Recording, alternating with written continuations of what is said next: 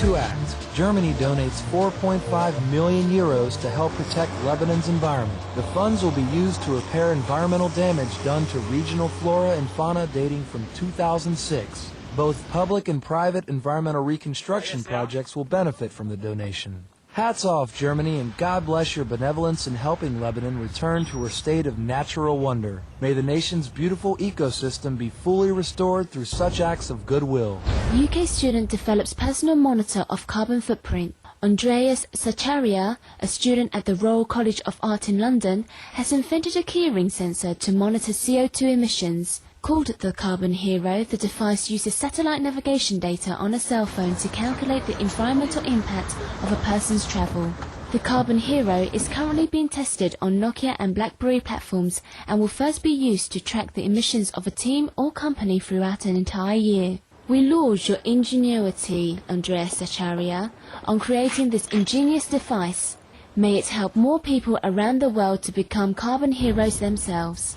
Japanese company makes synthetic soil for rooftop gardening. Japanese brewing company Suntory Limited has announced PAFCAL, an artificial soil designed for rooftop gardening. PAFCAL was developed in response to the Tokyo government's mandate that all new medium-sized buildings must cultivate rooftop gardens to compensate for the city's lack of trees. Roofs covered with plants growing in PAFCAL show a 10 degrees Celsius reduction in temperature. Wow, this is a cool invention. Congratulations, Suntory, on your successful and innovative contribution to Tokyo's green evolution. Norwegian shopping mall offers carbon offset purchases. The Strømmen Store Center shopping center near Oslo Solway recently began selling carbon offset certificates to its customers. Each certificate costs $31 and offsets 1 ton of carbon emissions. The certificates have been very popular, with over 300 sold in a single weekend. Store manager Ole Haradevsler said, "Many people want to buy reductions, but until we started this in the shopping mall, they haven't known where to get them." Strømmen Store Center Shopping Center, we commend your efforts in making it easy for your customers to go carbon neutral. God bless you and all your customers for helping to save the planet.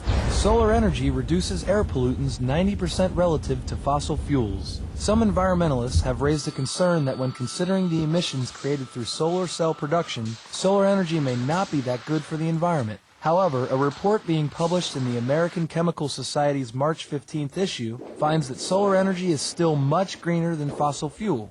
We send our appreciation, researchers, for confirming the benefits of solar energy.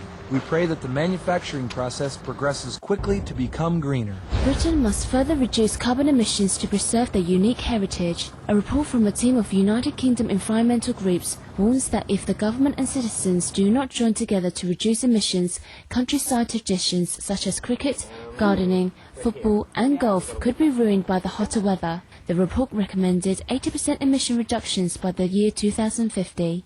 Thank you, UK environmentalists, for calling attention to the real effects global warming would have on our daily lives. May we all act upon the urgency to save lives on our planet. National Trust of Northern Ireland gives workers Green Day off.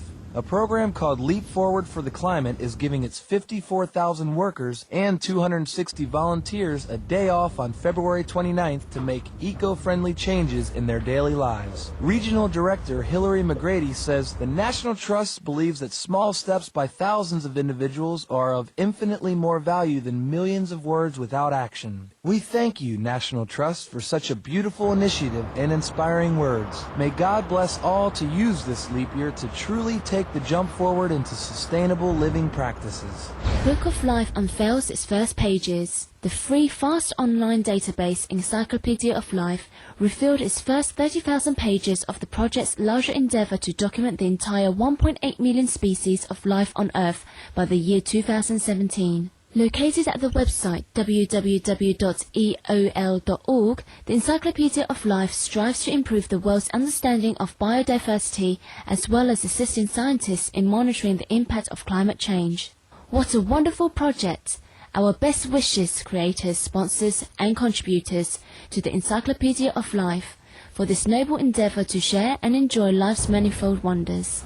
Future food crops safe in Norway's Noah's Ark of seeds. Located deep in an Arctic mountain in Norway, the Svalbard Global Seed Vault opened on Tuesday. bringing in its first boxes of seeds. With a capacity of 4.5 million samples, or 2 billion seeds, Norwegian Prime Minister said, "It is the Noah's Ark for securing biological diversity for future generations." He further stated, "With climate change and other forces threatening the diversity of life that sustains our planet, Norway is proud to be playing a central role in creating a facility capable of protecting what are not just seeds, but the fundamental building blocks of human civilization. Our appreciation, Norway, for taking safety measures to secure our future with your new seed bank. With immediate actions to curtail climate change, may our planet continue to flourish in God's grace."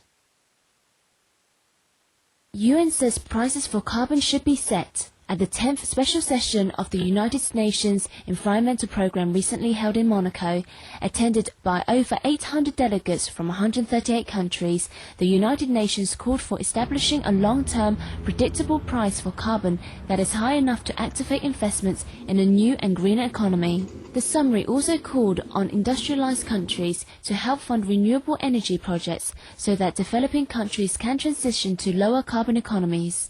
We convey our thanks, United Nations, and all who gathered in Monaco to promote cohesive actions that will protect our planet. May all of God's creations thrive on our precious earthly abode.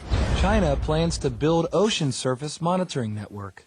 A 4-level network for monitoring changes in ocean surface is planned for construction this year. The head of State Oceanic Administration, Sun Chi-shui, stated that the network will observe the ocean levels, including a mechanism for observing marine climate change responses. Our heartfelt gratitude, China, for your dedication in monitoring the environment to safeguard the land and all residents. May the well-being of your people be ensured under heaven's grace.